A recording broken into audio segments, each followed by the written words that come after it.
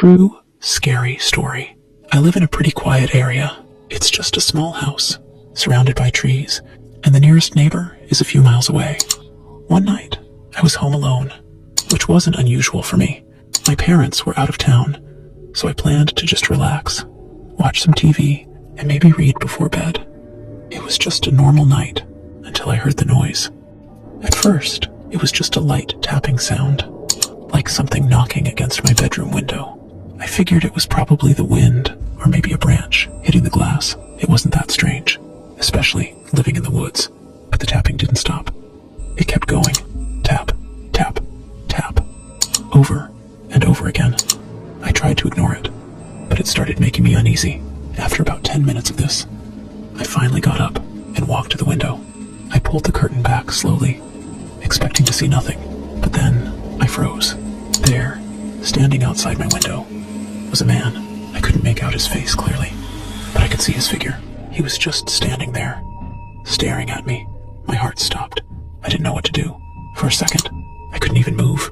I let go of the curtain and backed away slowly, hoping maybe he didn't see me, but I knew he had. I could feel his eyes on me, even with the curtain drawn. My mind raced. Why was he here? How long had he been watching me? I grabbed my phone and ran to the other room, locking myself inside. My hands were shaking as I dialed 911.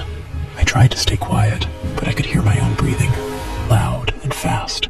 I told the operator what was happening, and she said the police were on their way. The tapping started again. This time, it was louder, like he was knocking harder on the glass. I sat in the corner of the room, waiting. The minutes felt like hours.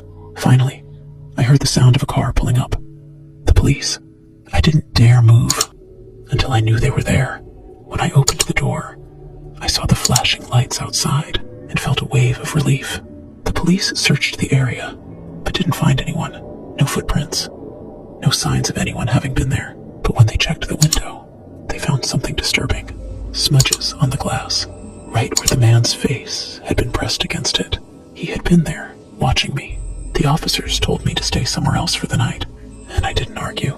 To this day, I still don't know who that man was or what he wanted, but I'll never forget the feeling of those eyes watching me from the darkness.